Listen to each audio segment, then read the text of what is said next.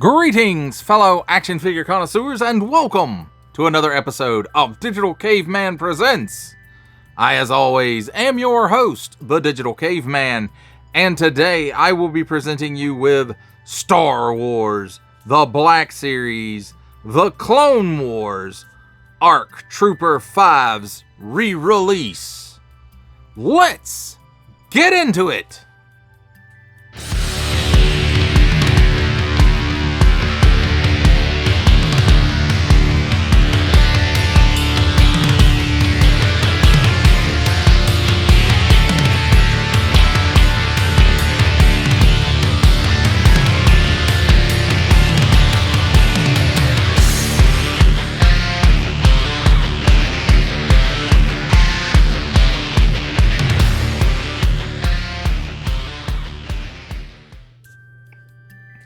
Let's begin with a look at the packaging.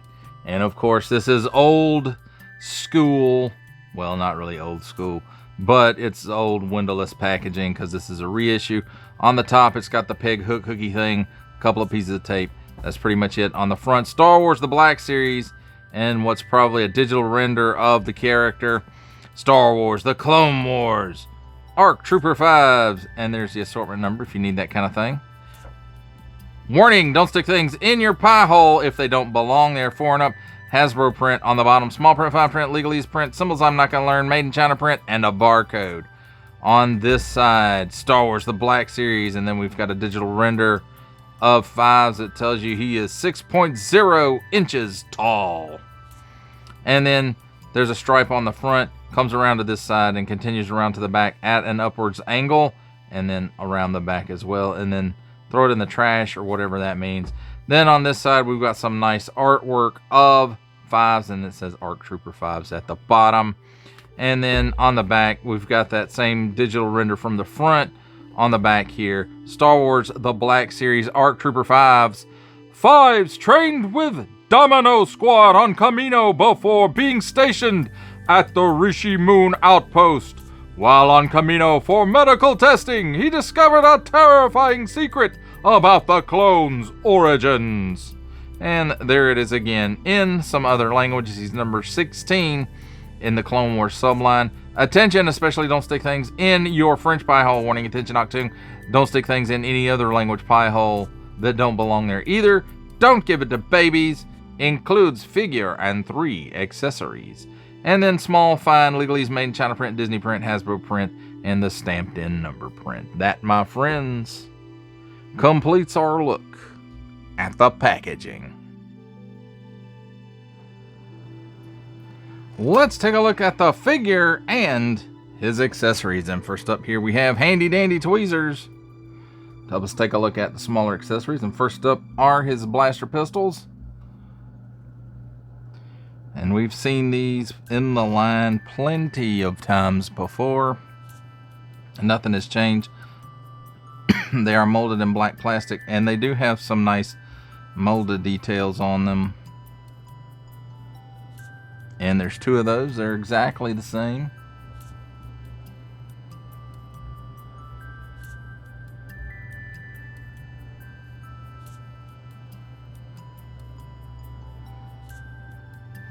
And here we have his helmet, which, you know, the deco might be new, but other than that, you know, we've seen these ARC Trooper helmets before. I don't think that we've had a removable one before, but I could be wrong. It's got the viewfinder. It's got a nice stripe of paint across the top and then a black stripe around the rim. And then nice deco there for his, I guess, his 5s logo. I don't know, his unique spin on there. And then on the nose piece, there's some silver paint apps and some black for the visor, and then some black for the vocoder, and then black and silver for the comms, I guess that's what they are. I don't know. And then we've got a nice punch of color right there, and along with some little black stripes on this side, and same thing on the other side. He's got the fin that carries back to phase 1 armor. And then the viewfinder is movable. It's just pegged in a port right here, and it's molded in some silver plastic. Not very striking looking, very kind of lackluster and dull, in my opinion, for this. Usually we see them in black and it doesn't really stand out like that. Now let's take a look at the figure himself, and as you can see, he's got his little 5 tattoo right there. He's got his crew cut and his goatee with no mustache, and he's got a kind of a weird look on his face, like he smells poop. Maybe the eyebrow's kind of arched over here, and this one's like rounded up. So I would say that's a pretty good face sculpt. I don't know that we've seen that on a different clone figure. So then we got, I want to say it's the standard clone body for the most part. The wrist parts are different parts. This piece is all an overlay that's glued on, including the backpack. It is not removable, at least mine's not. So then he's got a stripe down here. He's got the whistling birds. He's got a punch of blue here with some gray here, and then another blue stripe there. And then he's got some kind of, I don't really want to say chevron patterns, but they kind of are there. His holsters, the overlay here is a softer plastic, but it still is a plastic one. And then he's got some blue there for the knee pads, and then he's got some gray and blue stripes on his shin armor, and then some gray across the top of his feet a little bit. He's got a little bit of color right in here, along with this stripe around here, and not so much on this side. And then the whistling bird's got that nice silver paint app. On the backpack, it's got some nice, well, not necessarily silver, maybe gunmetal punches of color there. And then, oh, some gray on the, but I think it's molded in this gray on the arm bracer. Let's talk about his articulation real quick. He looks up that high. He looks down that far. He's got chicken neck. He's got waggle at the bottom of the neck and at the top of the neck. So he's got some attitude a little bit. He can do the full exorcist. At the shoulder, he's got butterflies. Goes back that far. Goes forward that far. And it will rotate 360 degrees. The shoulder pads, pauldrons do get in the way a little bit there. And the armor piece here is glued on. So y'all probably know how that works. He can raise his arm up, or at least mine can. I can get his arm up that high, which is a pretty good bit less than 90 degrees. Single hinge and swivel at the elbow. Swivels around 360 pieces. 360 degrees. The armor for the elbow here is a separate piece, but mostly we're used to that now. You get that much bend out of the elbow, which is better than 90 degrees, so that's good. 360 degrees of rotation at the wrist on an in and out hinge. The other side is an up and down hinge, so that's good. Nothing, well, I take that back, nothing in the waist, but he does have a cut in the mid torso there. It's on a ball joint or half dumbbell, or maybe even a full dumbbell. I don't know, I've never pulled one apart to see. So he's got plenty of hula, 360 degrees of rotation. He can lean left and right. He leans back about that far, and he leans forward about that far. At the hips, the overlays do hinder a bit, so you only get that much of the splits. It hinders kicking forward, it feels like, so he only kicks forward that far, and it does hinder a little bit going back too, but still gets a little bit better than most Black Series figures. At the upper thigh where the armor starts, there's a cut there, so you get a little bit of rotation there. And then single hinge and swivel at the knee, swivels 360 degrees, and it gives you better than 90 degrees worth of bend. So that's pretty good. Nothing in the shin at the ankles. Tilts down that far, so that's good. Tilts up that far, that's pretty good too. And then it does have a pin for rocker. Now as far as storage for his stuff, he can store it all. His pistols go in his holsters, and they do stay there pretty good.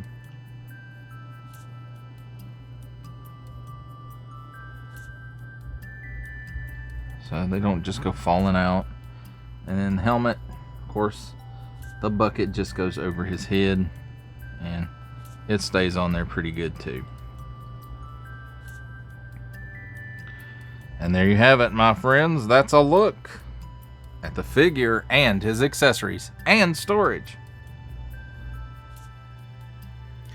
It's time for my favorite part of a review, comparisons. And here we have Star Wars The Black Series, the Clone Wars reissue of ARC Trooper 5s with Star Wars The Black Series reissue of Captain Rex Phase 2 armor, and the Walmart exclusive Star Wars The Black Series, Star Wars Episode 3 Revenge of the Sith 20th Anniversary Retro Carded Commander Cody.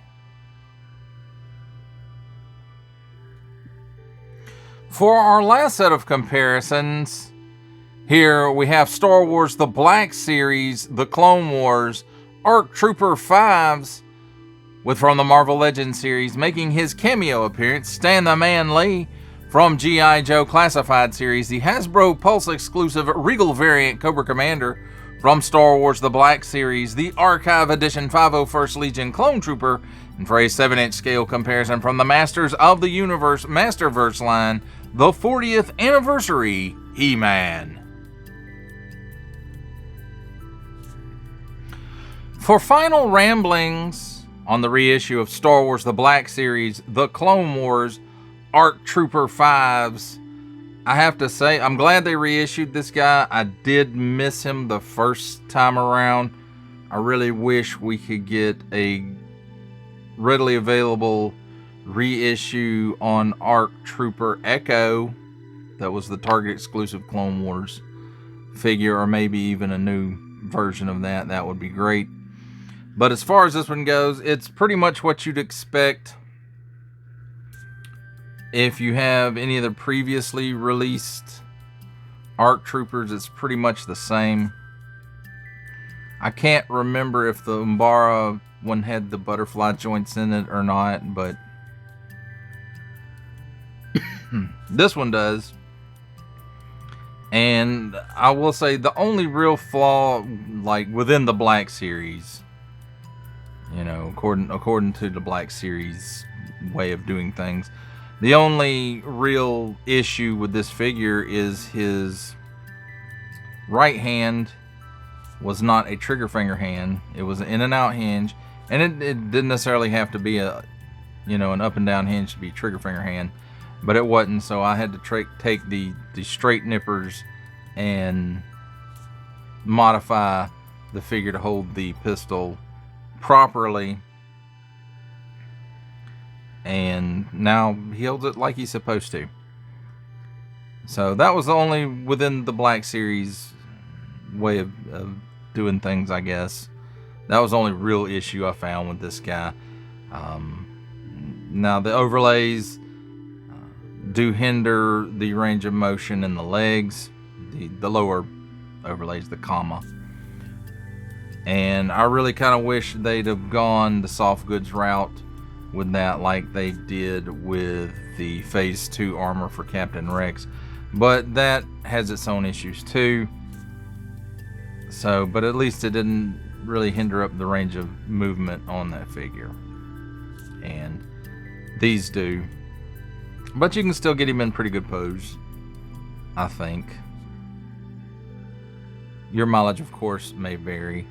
But I like the colors on this guy. I do think they painted like the one gauntlet with the whistling birds on it up good. I think his helmet looks good. I think the face on it looks good as well.